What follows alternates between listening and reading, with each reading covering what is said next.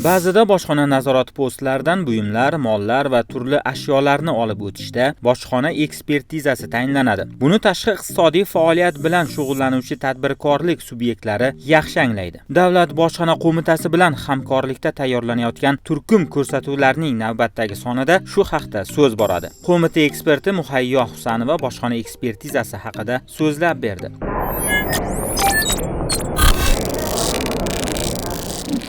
Bojxona ekspertizasini o'tkazish uchun asosiy me'yoriy huquqiy hujjat Bojxona kodeksi hisoblanadi. Bojxona kodeksining 208-217 moddalarida bojxona ekspertizasini o'tkazish tartibi to'g'risida belgilab berilgan.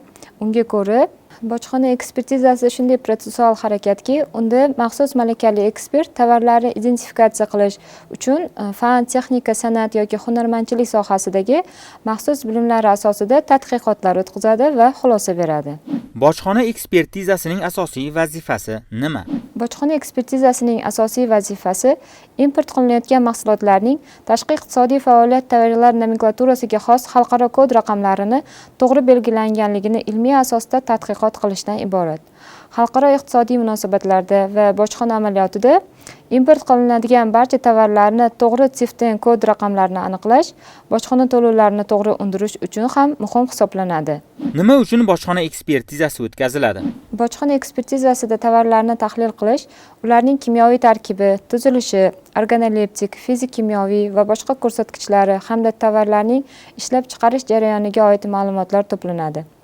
Tovarlarni to'g'ri nomlash, iqtisodiy munosabatlarda ro'y berishi mumkin bo'lgan qator munozarali holatlarni oldini olish va iste'molchilar manfaatlarini himoya qilish imkoniyatini beradi.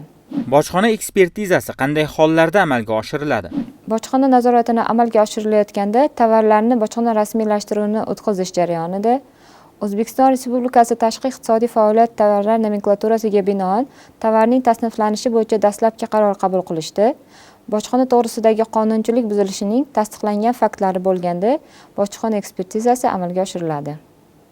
Ekspertiza o'tkazish tartibi haqida. Tovarlar ekspertizasi namunani to'g'ri olinishidan boshlanadi. Bojxona ekspertizasini o'tkazish uchun tovarlardan namuna va sinamalar O'zbekiston Respublikasi Vazirlar Mahkamasining 2021-yil 17-martdagi 145-sonli qarori asosida olinadi va bojxona ekspertiza laboratoriyasiga taqdim qilinadi. Masalan, yengil sanoat va to'qimachilik mahsulotlarini oladigan bo'lsak, 3 nusxada namuna va sinamalar olinib, identifikatsiya qilish uchun bojxona ekspertiza laboratoriyasiga yuboriladi. Ekspertlar tomonidan bunday namunalar avval organoleptik ko'rsatkichlariga ko'ra, keyin tarkibi infraqizil spektrometr apparati orqali tekshiriladi. Tarkibida aralash moddalar borligi aniqlansa, kimyoviy usullar yordamida analizlar qilinib, mikroskop orqali tekshirib, identifikatsiya qilinadi va natijasi bo'yicha ekspert xulosasi tayyorlanadi. Mabodo tovarlar o'lchami yirik gabaritli bo'lsa, ekspertlar joylarga chiqib, tovarlar identifikatsiyasini amalga oshiradi. Bojxona ekspertizasini o'tkazish uchun nimalar asos bo'la oladi? Bojxona organlari mansabdor shaxslarning bojxona ekspertizasini o'tkazish to'g'risidagi yozma murojaati, tergovga qadar tekshiruvni amalga oshiruvchi organ mansabdor shaxsi, surishtiruvchi, tergovchi, prokuror yoki sudya qarori, sud ajrimi bojxona ekspertizasini amalga oshirish uchun asos bo'la oladi. Bojxona ekspertizasi kimlar tomonidan amalga oshiriladi? Bojxona ekspertizasi bojxona ekspertlari tomonidan bojxona rasmiylashtiruvi jarayonida ma'lum bir bojxona maqsadlarida o'tkaziladi. Ekspert xulosa berish uchun bojxona organlarining mansabdor shaxsi hisoblanadi. Ilm, fan, texnika, san'at yoki hunarmandchilik sohasida maxsus bilimga ega, belgilangan tartibda ekspert sifatida tayinlangan boshqa tashkilotning xodimi ham bo'lishi mumkin. Bojxona ekspertlari sifatida asosan kimyo texnologiya, fizika, biologiya, tovarshunos, farmatsevtika, sanitariya, epidemiologiya yoki bojxona ishi mutaxassisligiga ega bo'lgan, yuklatilgan vazifalarni bajara oladigan mutaxassislar tayinlanadi.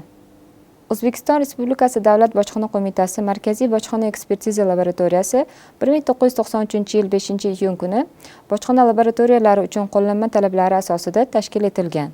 Hozirgi kunda Markaziy bojxona laboratoriyasi eng so'nggi zamonaviy uskunalar bilan jihozlangan bo'lib, ISO 17025 xalqaro standarti bo'yicha akkreditatsiyadan o'tkazish ishlari amalga oshirilmoqda. Markaziy bojxona laboratoriyasi xalqaro akkreditatsiyadan o'tkazilgach, bojxona ekspertlari tomonidan berilgan xulosalar nafaqat O'zbekistonda, balki xalqaro miqyosda tan olinishiga erishiladi.